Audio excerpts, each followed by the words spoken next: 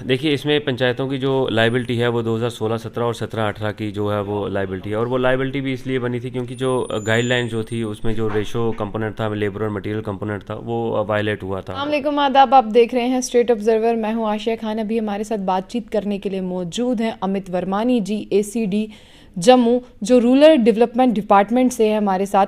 आज हम इनसे बातचीत करेंगे ब्लॉक दिवस को लेकर। सर, सबसे पहले आपका खैर मकदम। थैंक यू, शुक्रिया। सर, जिस तरह से ब्लॉक दिवस कई दिनों से चल रहा है, मैं आपसे ये जानना चाहूँगी किस तरह से लोग वहाँ पर आ सकते हैं अपने ग्रीवेंसेस लेकर, और फिर उनके बाद में जब वो ग्रीवेंसेस लेकर आते हैं कितनी जल्दी उनकी जो प्रॉब्लम का सोल्यूशन उन्हें दिया जाता है। देखिए, ब्लॉक दिवस जो है वो शुरुआत उसकी अक्टूबर में हुई थी, जब बैक टू विलेज फेज़ 3 जब स्टार्ट हुआ था। तो उसमें जब ब्लॉक दिवस मनाया गया जन मुहिम के दौरान, तो उसकी जो सक्सेस को देखते हुए एलजी साहब ने इसमें ऑर्डर दिए कि ये कंटिन्यू रहना चाहिए, और हर बार जो है वो हर बुधवार को जो ब्लॉक दिवस मनाया जाएगा।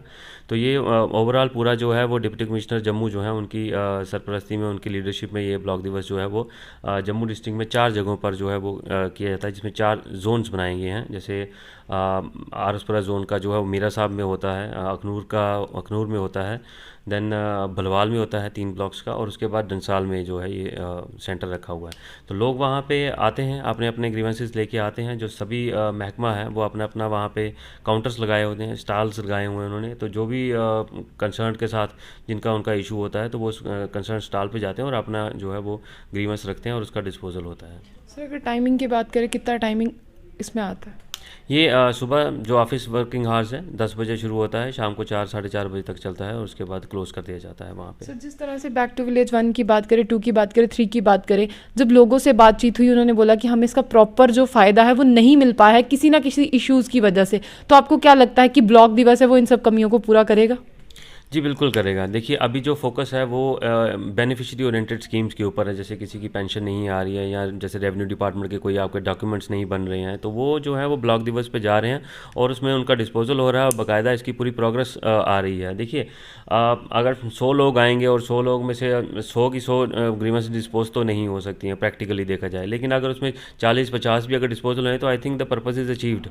क्योंकि कुछ चीज़ें ऐसी डिमांड्स होती हैं जिनको एकदम से पूरा करना जो है वो, अगर जैसे से फॉर एग्जाम्पल एक गांव के लोग आ रहे हैं, वो कह रहे हैं कि हमारी सड़क बनानी है, तो सड़क तो दिनों दिन में नहीं बनती है ना, उसको तो थोड़ा टाइम लगता है। और वो भी तब जब उसकी फंडिंग होती है, जब उसकी पूरी प्लान में रखा जाता है, एक तरीक़ेकार है, प्रोसीजर अडॉप्ट करना पड़ता है।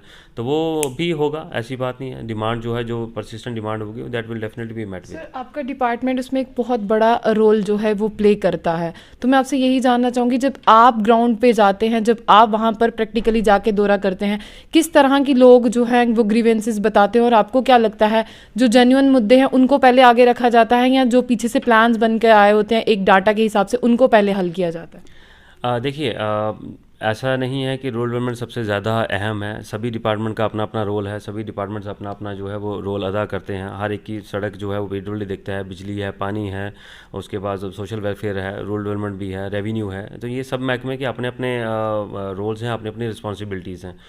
जो भी डिमांड्स आती हैं, मैक्सिमम डिमांड्स जो हैं वो डेवलपमेंटल एक्टिविटीज़ को जो रूरल एरिया में लेके होती हैं, वो छोटी छोटी ड्रेन्स की होती हैं, गलियों की होती हैं, लेन ड्रेन्स की होती हैं।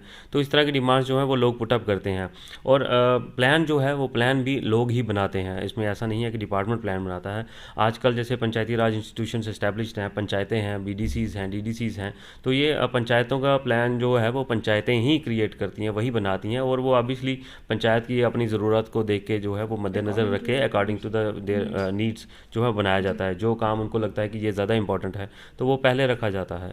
सर, जिस तरह से आपने बीडीसी और डीडीसी की बात की, किस तरह से ये हेल्पफुल है, मतलब आपके लिए, जिस तरह से आपके डिपार्टमेंट के लिए? देखिए, पंचायती राज इंस्टीट्यूशन जो है वो लोगों के बीच में और हमारे बीच में एक तरह से लिंक का काम करता है, और जो लोगों की डिमांड है वो पंचायतों के पास ही आती है। डिपार्टमेंट का आज के डेट में काम जो है वो मैक्सिमम पंचायतों के लेवल का काम है। पंचायती प्लान बना रही हैं, पंचायत उसको एग्जीक्यूट कर रही हैं, पंचायतें ही उसको मॉनिटर कर रही हैं, और पंचायतें ही से ही उनको जो है वो पेमेंट हो रही है। तो डिपार्टमेंट का काम कहीं ना कहीं पे जो है वो कंपाइलेशन रजिस्ट्रेशन हो गया है, या जो उसकी फॉर्मेलिटीज़ पूरे करनी है, कोडल फॉर्मेलिटीज़ पूरे करनी है, या as a support system to the Panchayati Raj जो है वो वहाँ तक लिमिटेड है। सर अगर हम पंचायती राज की बात करें, जिस तरह से आपने कहा, तो उनको भी एक चेक करने के लिए ऐसी कौन सी कमेटी है जो उन पंचायती राज को चेक करती है? उसमें सिंपल ऐसा रहता है, पंचायत जो है वो आपस में ही एक दूसरे का जो है वो चेक्स एंड बैलेंसेस जो है वो क्रिएट करके रखती है। डिपार्टमेंट का तो है ही है, पंचायत काम एग्जीक्यूट करवाती है, तो पंचायत एग्जीक्यूट काम जो है वो हमारे जैसे रूरल इंजीनियरिंग विंग है, हमारे इंजीनियर्स हैं, तो उनकी सुपरविजन में काम होता है। पंचायत को टेक्निकल नो हाउ नहीं है, अगर वहाँ पे इंजीनियरिंग को कोई अगर मसला आता है कि जैसे इसको किस तरह से करना है, कितने इसकी रेशो होनी चाहिए, कितना इसकी स्पैन होना चाहिए, कितना मटेरियल इसमें कंज्यूम होना चाहिए, वो सारा असिस्टेंस तो जो रूरल इंजीनियरिंग विंग है वही देता है। एमजी नरेगा की अगर लाइबिलिटीज़ की बात करें तो बहुत से जिस तरह से आपने बताया कि 2 सालों की है ये, वो किस तरह से पूरी की जाएगी और कितनी जल्दी इस पे जो है रद्द अमल होगा? देखिए, इसमें पंचायतों की जो लाइबिलिटी है वो 2016-17 और 17-18 की जो है वो लाइबिलिटी है, और वो लाइबिलिटी भी इसलिए बनी थी क्योंकि जो गाइडलाइन जो थी उसमें जो रेशो कंपोनेंट था, लेबर और मटेरियल कंपोनेंट था, वो वायलेट हुआ था और काफ़ी हद तक वायलेट था, इसलिए उसकी जो है वो पॉलिसी मैटर की वजह से वो जो है वो उसकी फंडिंग जो है वो रोक दी गई।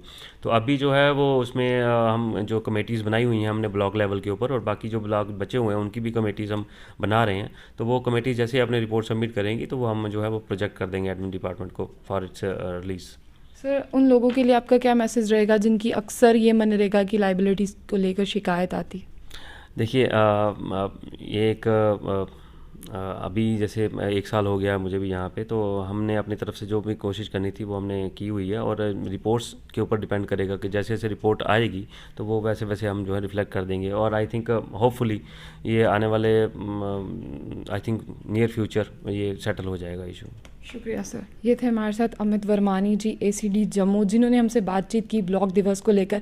बहुत ही अच्छा एक यूनिक इनिशिएटिव लिया गया है government of Jammu and Kashmir की तरफ से, जो हर वेडनेसडे को ब्लॉक दिवस का जो कार्यक्रम है वो होता है, और लोग वहाँ पर जाते हैं अपने इश्यूज़ को लेकर, और फिर देखने वाली बात यह है कि उनके इश्यूज़ कितनी जल्दी हल होते हैं। तो ऐसी और भी अपडेट्स के लिए जुड़े रहिए स्टेट ऑब्जर्वर के साथ। आशिया खान, जम्मू से।